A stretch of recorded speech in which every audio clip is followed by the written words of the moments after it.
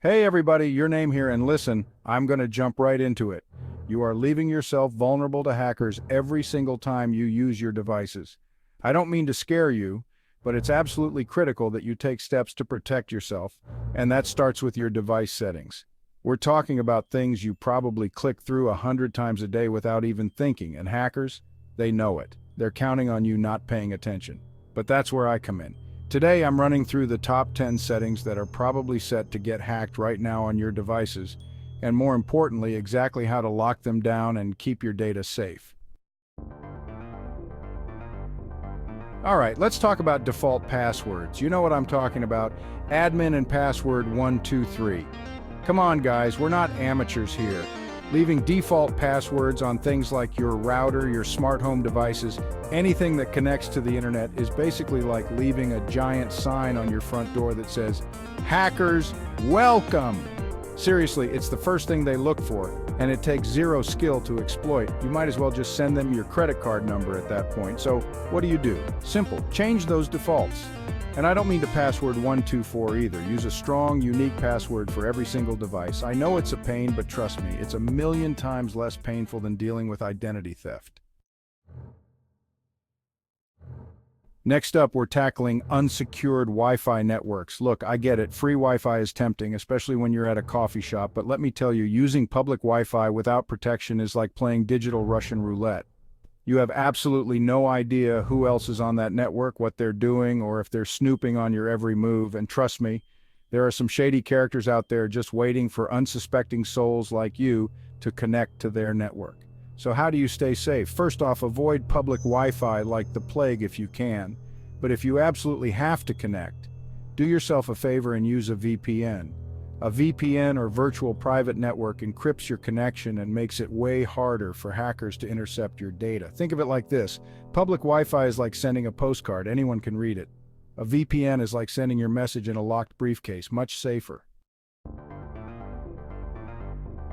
Okay, this one's huge, outdated software. Every time you see a notification to update your operating system, your apps, whatever, you're probably like, ugh, can't this wait? But guess what? Those updates aren't just about adding new emojis or whatever. They often include critical security patches that fix vulnerabilities hackers could exploit. Ignoring updates is like ignoring a giant hole in your fence. Sure, it might be fine for a little while, but eventually someone's going to notice and take advantage of it. So do yourself a massive favor and keep your software updated. It's really not that hard. Most devices have automatic updates now, so turn that on and thank me later. And while you're at it, make sure your antivirus software is up to date too. It's your first line of defense against malware and other nasty stuff. All right, let's talk about public file sharing. Look, I love a good peer-to-peer file transfer as much as the next tech enthusiast, but you have to be careful. When you're downloading files from shady websites or using file sharing services without proper security measures in place, you're basically inviting malware onto your device.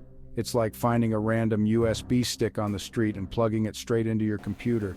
You have no idea what's on it, but chances are it's not good. So how do you protect yourself? First off, only download files from trusted sources. If a website looks sketchy, it probably is.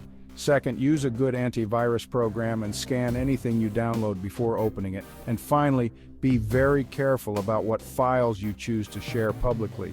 You don't want to accidentally give away sensitive information, or even worse, become a distributor of malware yourself. Okay, I know I already touched on this, but it's so important that it deserves its own chapter. Weak passwords. Listen, I get it. Remembering a million different passwords is a pain, but using the same weak password for everything is like using the same key for your house, your car, and your diary. It only takes one of those getting compromised for everything to be at risk. So, what makes a strong password? It should be at least 12 characters long, with a mix of upper and lowercase letters, numbers, and symbols. And please, for the love of all that is holy, don't use any personal information that could be easily guessed, like your birthday or your pet's name. If you're having trouble remembering all your passwords, do yourself a favor and get a password manager. It's a lifesaver, trust me. It'll generate and store all your passwords securely, so you only have to remember one master password. Okay, let's talk about encryption. It might sound complicated, but it's actually really simple. Encryption is like putting your data in a secret code that only you have the key to unlock. This means that even if someone manages to get their hands on your data, they won't be able to read it without the encryption key.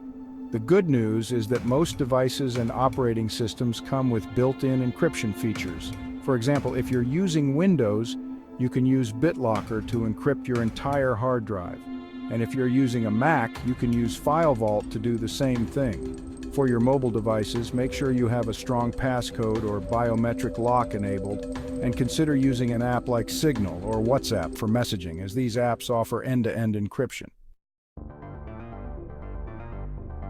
Okay, let's talk about Auto Connect to Wi-Fi. It's a convenient feature, sure, but it can also be a major security risk.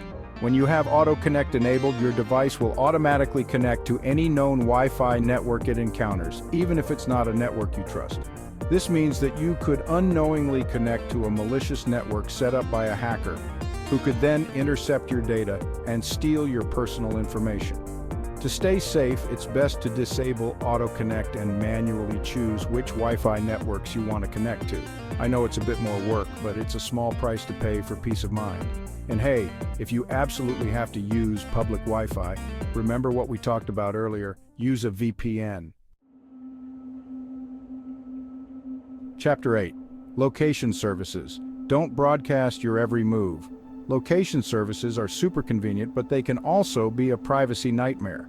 When you have location services turned on for all your apps, you're basically giving those apps permission to track your every move. And while some apps might need access to your location to function properly, many others don't. To protect your privacy, it's a good idea to review your location settings and disable location services for any apps that don't absolutely need it. You can usually choose to allow location access only while you're using the app or never at all. And if you're really concerned about privacy, you can even use a dummy location app to spoof your location and throw off any apps that are trying to track you. Chapter 9. Unverified apps. Don't download from shady sources. Okay, let's talk about apps. We all love downloading new apps, but you have to be careful about where you get them from. Downloading apps from unofficial app stores or websites is like buying a used phone from a guy in a van. You have no idea what you're getting, and it could be loaded with malware or other nasty surprises. To stay safe, always download apps from official app stores, like the Apple App Store or the Google Play Store.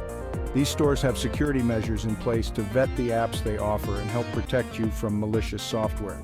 And before installing any app, take a minute to read the app permissions. Make sure you understand what data the app is requesting access to and why. If anything seems fishy, don't install the app.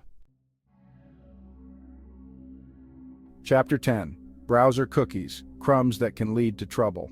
Alright, let's talk about cookies. No, not the delicious kind, unfortunately. I'm talking about browser cookies, those tiny little files that websites store on your computer to track your browsing activity. Now, not all cookies are bad. In fact, some cookies are actually helpful, like the ones that remember your login information for your favorite websites. But other cookies can be used to track your browsing habits, target you with ads, and even steal your personal information. To protect your privacy, it's a good idea to clear your browser cookies regularly. You can also use your browser's privacy settings to control how cookies are used. For example, you can block third-party cookies, which are the ones that are most likely to be used for tracking.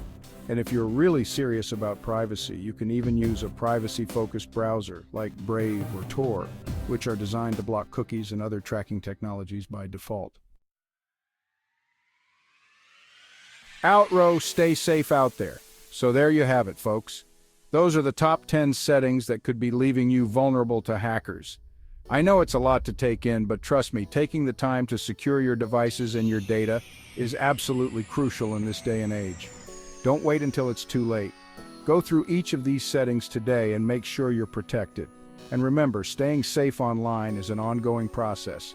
So make sure you stay informed about the latest threats and best practices. As always, thanks for watching. If you found this video helpful, please give it a thumbs up and subscribe to my channel for more tech tips and tutorials. And let me know in the comments below if you have any questions or if there are any other tech topics you'd like me to cover in future videos. Stay safe out there.